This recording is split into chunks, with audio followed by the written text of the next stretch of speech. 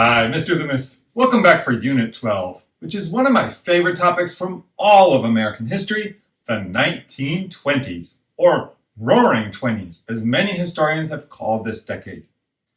This was an interesting time. It was 100 years ago now. Just like the times you are growing up in now, the 1920s had new technologies, new music, popular culture trends, and culture wars. Let's get started with a preview of the topics we'll cover today. We're going to start our study of the 1920s with politics, and one of the best named scandals in history, the Teapot Dome scandal. We'll talk about cars, which were first becoming common in the 20s, and airplanes also. I know lots of you like to go shopping, and shopping the way we know it today became part of life in the 20s, as did debt, the way we have credit cards today. We'll talk about stocks, and finish with a look at a group of writers who were not lost, even though we call them the Lost Generation. Let's dive in. The election of 1920 saw the end of one group of progressive leaders. When former presidents Theodore Roosevelt and Woodrow Wilson died, so did many people's excitement about progressive ideas. Wilson's support of the League of Nations turned many people who had come from Ireland and Germany against the Democrats. Americans were tired of change and ready for a return to normalcy. Most of all, the 1920s was a time when the government went back to helping business instead of regulating business. It was a time of the return of the laissez-faire ideas of the Gilded Age of the late 1800s.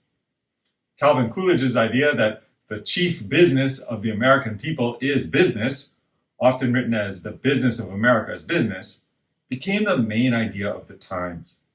During the 1920s, America's leaders tried to lower taxes, get rid of government regulation, and let business leaders do as they pleased. In the election of 1920, many Republicans were ready to choose a man who they could control. Warren G. Harding, senator from Ohio, was just such a man. Harding was known for enjoying golf, alcohol, poker, not always in that order.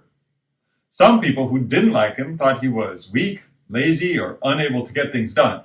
He was actually quite clever and politically wise.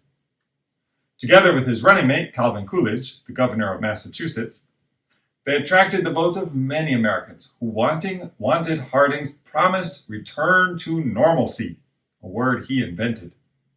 In the election, Harding won by the greatest amount in the history of two-party politics. Harding won 61% of the popular vote. Harding's cabinet showed his pro-business goals. Herbert Hoover, rich mechanical engineer and miner, became his Secretary of Commerce. Hoover had served as head of the plan to raise money for Belgium during World War I and helped to feed those in Russia and Germany after the war ended. He was a very good manager, trying to lower waste in the government and helping to create partnerships between government and business. Harding's Secretary of the Treasury, Andrew Mellon, was also a rich pro-business leader. Even more so than Hoover, Mellon thought government should run as well as any business. And he wrote that the government is just a business and can and should be run on business principles. Harding proposed and signed into law tax cuts and created a presidential budget director. He also signed a law that required the president to make and give a budget to Congress once each year. These changes helped the government pay back some of the money that the United States had borrowed during World War I. Harding did some good things, but Harding's team has gone down in history as full of problems. While Harding was honest, he worked with people who were not. Harding made the mistake of often turning to old friends and people who told lies. These old friends, nicknamed the Ohio Gang, gave Harding many problems. He said, "I have no trouble with my enemies. I can take care of my enemies in a fight, but my friends, my goddamn friends, they're the ones who keep me walking the floors at nights." From 1920 to 1923, Secretary of the Interior Albert B. Fall was involved in a scam that became known as the Teapot Dome scandal. Fall had sold the Navy's oil reserves in Teapot Dome, Wyoming, and two other places in California. The main problem was not that he was selling the government's oil, but that he had sold it to businesses owned by his friends in secret. In return, the companies gave him $300,000 in cash, as well as cows for his farm. Fall went to jail for taking money from the oil companies and had to pay back $100,000. It was the first time that a cabinet member had gone to jail. In 1923, Harding also learned that the heads of the Veterans Bureau, Colonel Charles Forbes, had stolen most of the $250 million that was being saved for fancy events. Forbes served 2 years in prison. Harding was not president for the normal 4 years. In July 1923, while traveling in Seattle, the president had a heart attack. While he was still weak, he had a stroke and died in San Francisco. His vice president, Calvin Coolidge, took over as president. Coolidge ended the problems, but did little more than that. Coolidge stuck to his idea that the business of America is business. Coolidge thought the rich had things because they were good, and that being poor was because of something people had done wrong.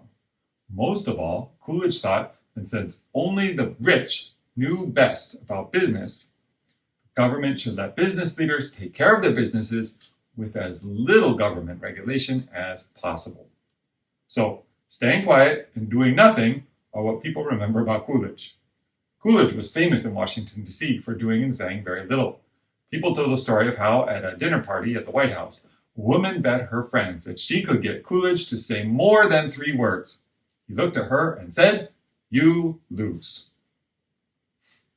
After winning the 1924 election, Coolidge chose not to run again in 1928. Republicans turned to Herbert Hoover. The Democrats picked Alfred E. Smith of New York. Smith was everything that small-town people and farmers in America hated. He was Irish, Catholic, and a big city politician. He was fancy, and he talked a lot. Most people thought what really was important was that they had enough money. They thought the Republican presidents were the ones who had made sure things were good. In the end, Hoover won easily, with 21 million votes over Al Smith's 15 million. In the end, all 3 Republican presidents of the 20s were the same. They tried not to make changes, let business leaders do what they did best, and enjoy the good economy that was the result. So far in our story, we focused on politics, but hopefully you noticed that politicians in the 1920s mostly wanted to make laws and do things that were good for business. So let's shift now and talking about an invention that changed America's life forever, the car. The idea of the car was not new in the 1920s, but Henry Ford made it more common. Ford used the idea of the assembly line for making cars. In Ford's factories, instead of training each worker how to build a whole car, he trained each worker how to complete just one step. Then the cars moved through the factory, beginning with just parts at one end and leaving as finished cars at the other end. He paid his workers $5 a day, when most workers were paid $2, hoping that it would help them do more work. Also, they might use their extra money to buy a new car. Ford cut options of the Model T, and the Model T sold for $490 in 1914, about 1/4 what a car cost 10 years before. By 1920, there were over 8 million people who had bought a car. The car changed America. Businesses like glass, steel, and rubber factories grew to keep up with car making. The oil industry in California, Oklahoma, and Texas grew. As Americans' need for oil grew and the nation went from using coal to using gas as the main source of power. Local and state governments had to pay for new roads.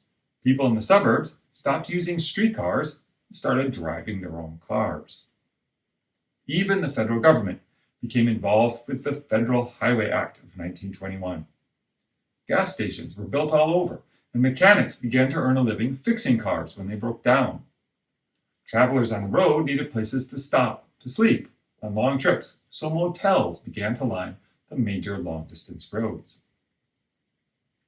The car led to many changes in the way people lived in America.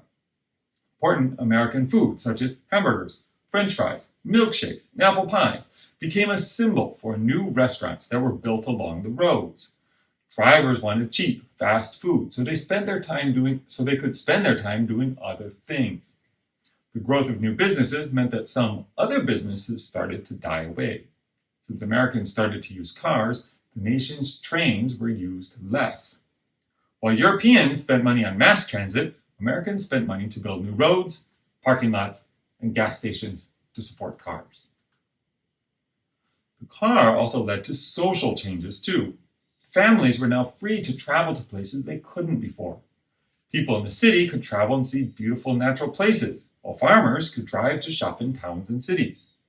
Teenagers found more freedom since they could now travel where they wanted to. Boyfriends and girlfriends found that a car was a place to be alone, and ideas about what was okay for people to do before marriage started to change. Americans had the first traffic jams and accidents.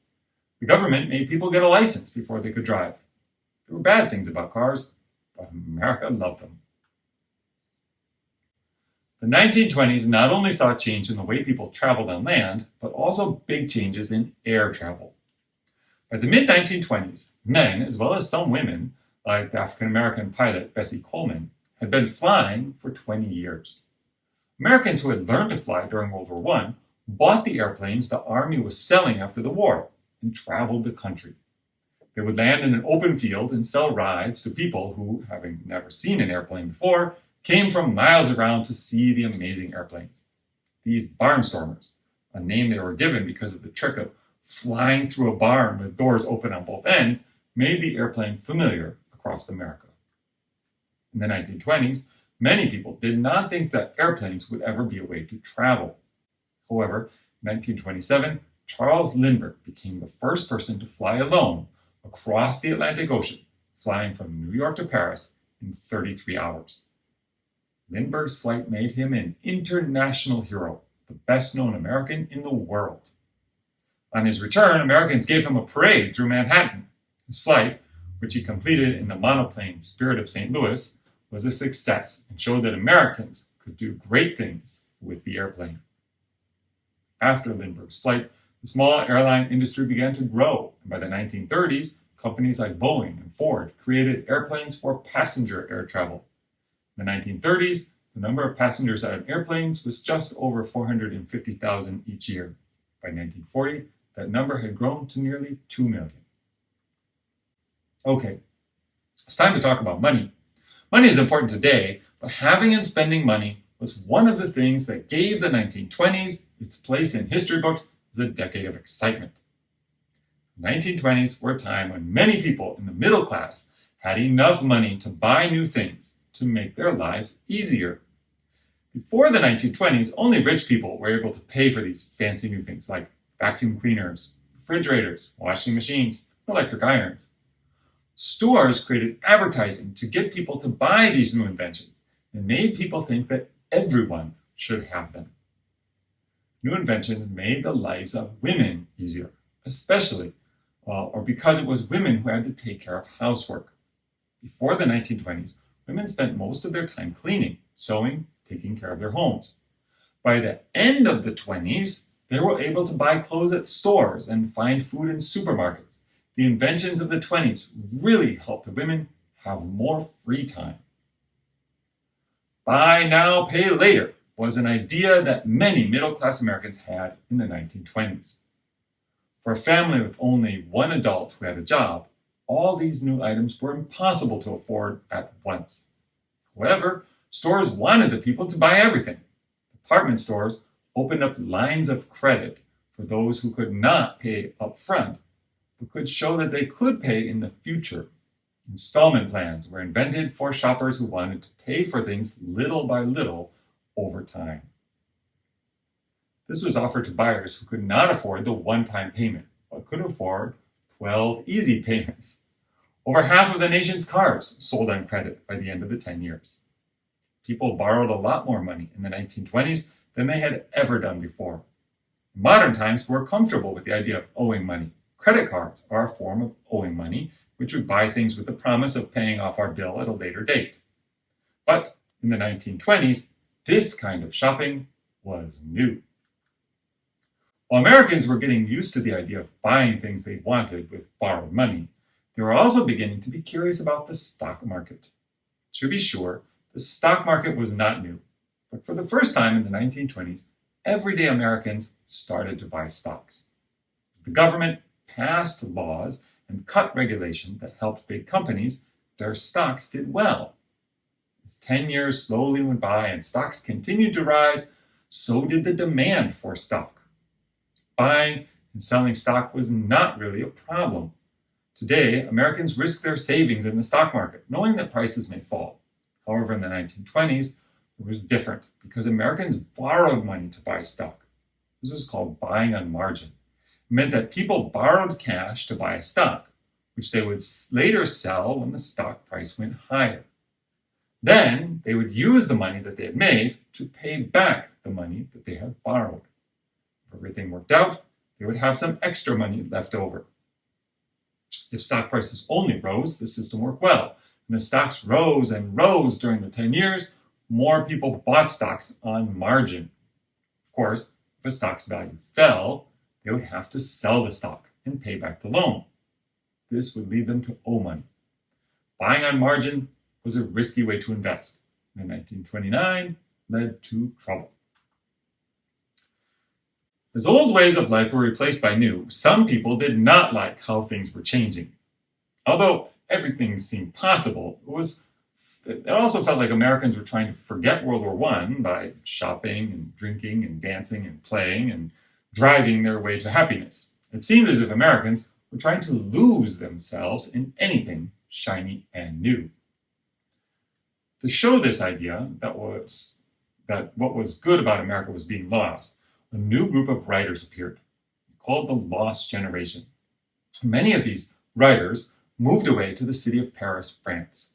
The name Lost Generation first appeared in Ernest Hemingway's book, The Sun Also Rises, which is about a group of Americans in Europe during the 1920s.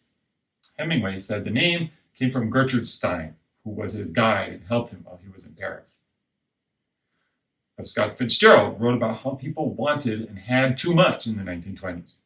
He and his wife Zelda lived among the rich people in New York, in Paris, and on the French Riviera. The Great Gatsby, his most famous book, is about how it was bad that Americans only thought about having new, fancy things. Sinclair Lewis also did not like the middle class's way of life and wrote about it in his book, Main Street. After many successful books, Lewis was the first American writer to win the Pulitzer Prize. The Lost Generation was created because of World War I. American modern writers wrote about the mental harm and religious scars that the war had caused, which are ideas in Hemingway's writing and in Fitzgerald's book, This Side of Paradise. That brings us to the end of this first lesson. Let's recap our big ideas. During the 1920s, 3 Republican presidents pursued laissez-faire policies by reducing taxes and regulation. The result was an increase in business activity. Higher wages led to higher spending, and people remember the decade as a time of wealth and plenty. The 1920s were the first decade in which many Americans were able to own automobiles, especially due to innovations in production implemented by Henry Ford. Cars had the effect of changing America. Gas stations, paved roads, motels, and kissing and cars were all new to life in the 1920s. Airplanes were also new in the 1920s. America became a consumer culture. Having the latest thing became an important part of life, especially new electronic inventions such as refrigerators and vacuum cleaners. When they were unable to buy such things, Americans borrowed money, and being in debt became common. This was a time when average Americans began buying stocks on the stock market. Some made the risky choice of borrowing money to buy stocks. However, since business was good during most of the decade, even investors who borrowed usually made money in the end. Not all Americans believed this new emphasis on having things and making money was a good idea. A group of writers, known as the Lost Generation, felt that Americans had lost their sense of what was good and true and wrote novels focused on these themes. Thank you very much. I'll see you next time for a topic I know you'll love, pop culture.